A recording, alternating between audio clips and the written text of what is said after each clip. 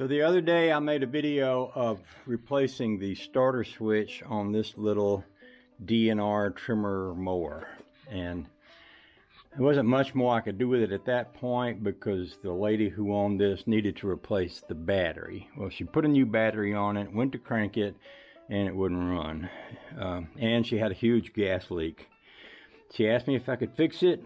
I came to her house, I replaced the gas line, and now when you start it, it will run until it burns the gas that you have put into the cylinder through this little gas pumper, and then it will quit.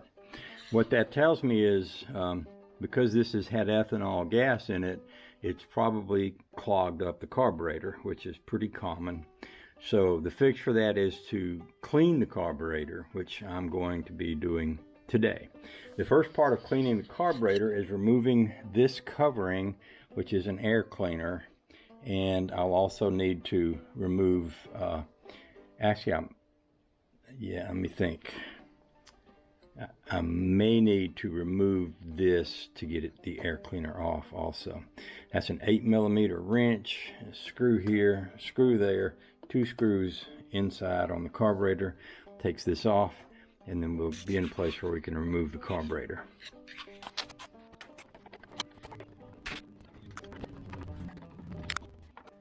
The next thing I'll be doing is loosening the 2 screws. There's one right there, and there's one over here. And I'll be removing the clamp that's on this hose so I can get the gas hose off. And that, when I loosen these 2 screws, I should be able to pull the carburetor off. Now there will be some connections to the throttle up here, and I'll have to loosen them. So I'll go ahead and do that.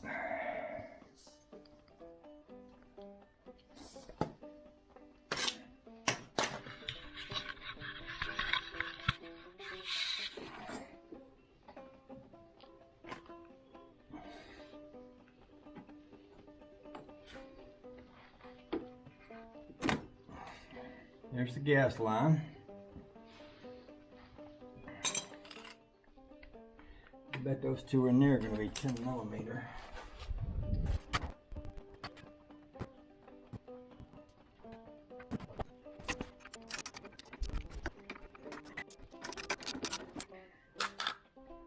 Now I mentioned that there's a throttle line here. It has a spring on it.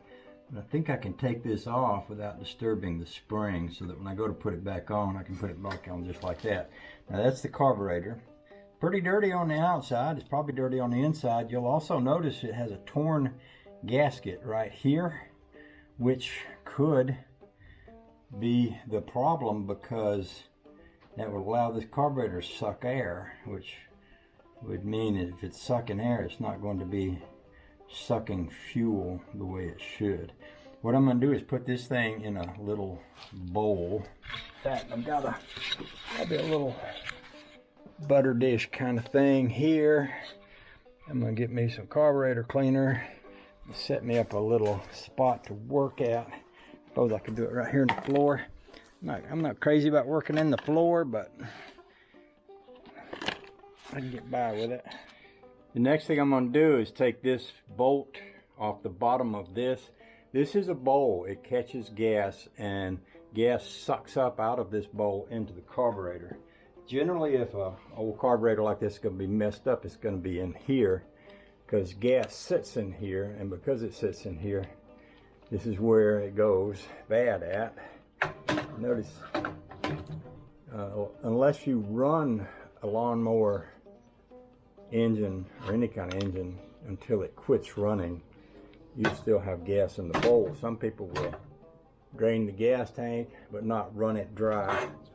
You literally have to run it dry to get the gas out of the bowl if you're going to put it away for the winter. And with ethanol gas, ethanol separates the water out of the gas. That water's got nowhere to go, so it'll sit in the bowl there and it will gunk up the works. Now this has had new gas put in it, but even though it has, you can still see there's dirt in that bowl, and probably this part in here is where it sucks up the dirt. This is the float. It raises and lowers it sucks gas up through here, and that's usually, either that's going to be stopped up, or the part in here, either that's going to be stopped up, or the part in here where the needle valve is. So I'm just going to sit this bowl over here for now. We'll be cleaning that later.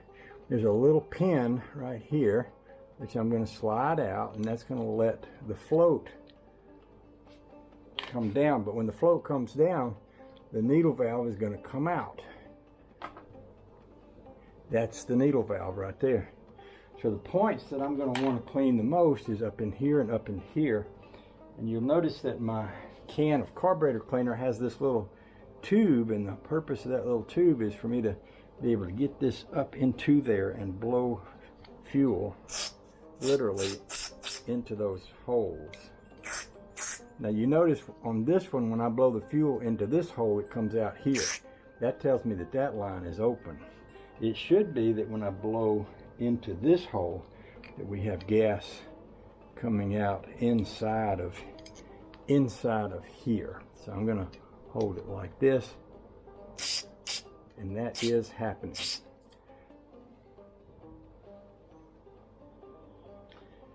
So just to say that again, I squirted gas through here and made sure it came out of there, and then I squirted gas through here and made sure it came out of there. I will also squirt gas into here, and I'm going to wash this whole thing. I'm just going to blow off all this crap. I usually like to do this into the bowl, catch all this stuff. Don't get this in your eyes, by the way. I do have glasses on.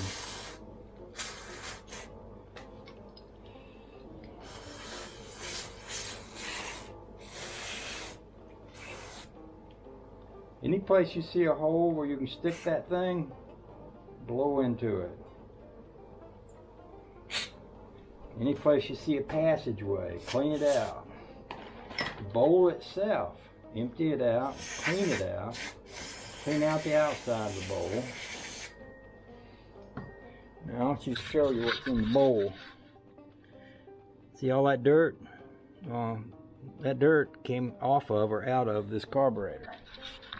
Why it won't run. That's one reason. The other reason has to do with this gasket, which I will address when I put this back together.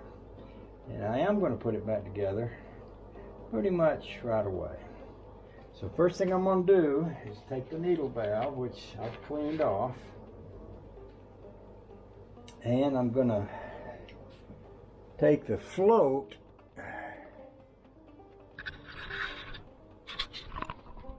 which we have right here. I'm going to reinsert this needle valve. It's going to go onto that little groove right there. There's a little spot right there, and this needle valve is going to sit up in that groove like that. And then I'm going to lower that back into the carburetor. The carburetor's upside down now, and that's going to go, that needle valve is going to go right down in that hole. And the two sides of that float are going to go on either side of these two things. And then this pin,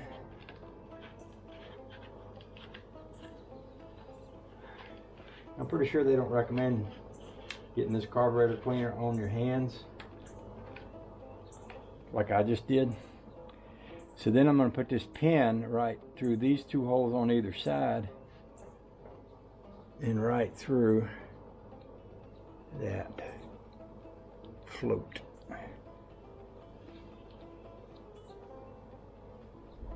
Now while I'm doing this, I got to keep an eye on that needle valve, make sure we don't lose it down into there anywhere. We got to make sure that stays connected.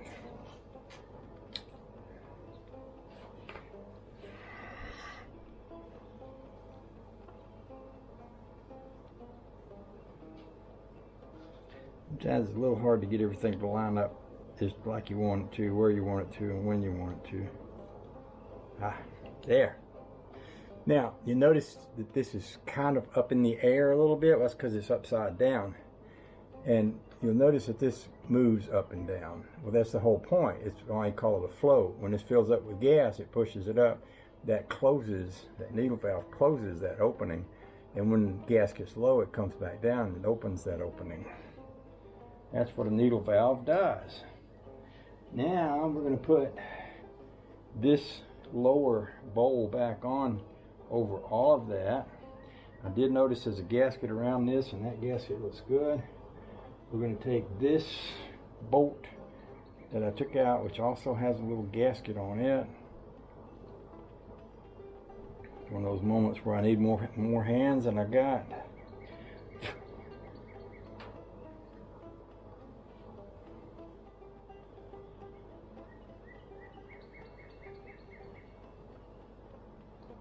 Now here's another point that could use a little squirt of carburetor cleaner.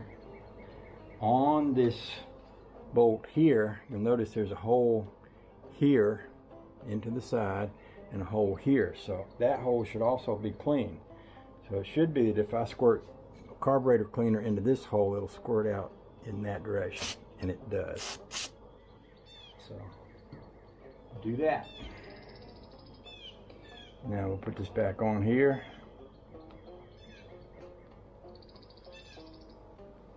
I predict that will run. This is a 13mm bolt on the bottom of the thing here. Tighten that up.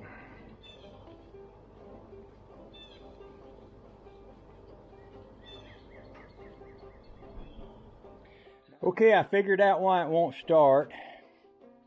It won't start because the needle valve won't close, and the needle valve won't close because earlier I talked about that there was a brass piece down in there where the needle valve goes, where there's not.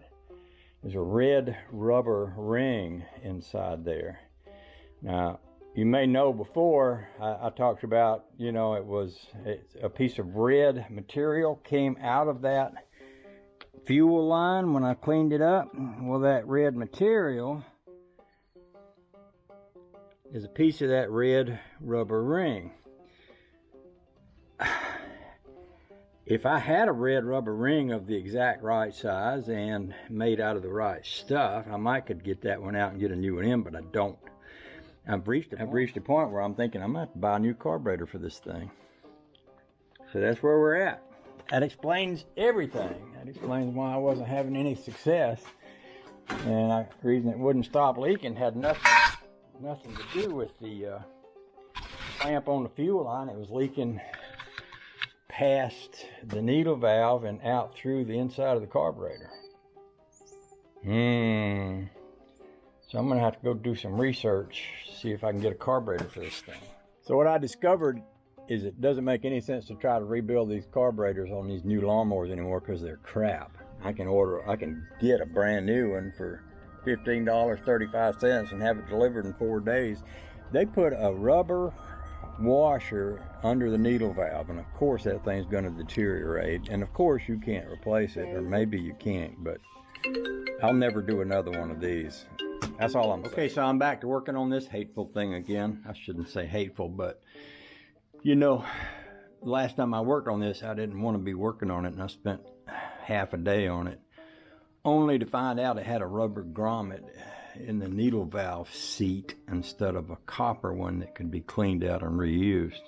So for a pretty small price, I ordered a new, probably Chinese carburetor. Like I got this thing for, I don't know, 20 bucks maybe, and came with some gaskets and a filter, which I won't use, and a replacement to that little push tubey thing that goes on here that you push to get gas to go, and a spark plug and a filter. So if all that works, this should be pretty quick and easy. I won't use their spark plug because that one there works, and it's probably a better one than what they sent me, I'm guessing. So I'll put this carburetor on there. I'll replace this little rubber hickey just for good measure. I'll put all these new gaskets they sent me on there with it. And we'll see if she runs, and if she does, I'll wash my hands of this thing and take it back home to the lady who owns it, and we'll move on to something else. Oh.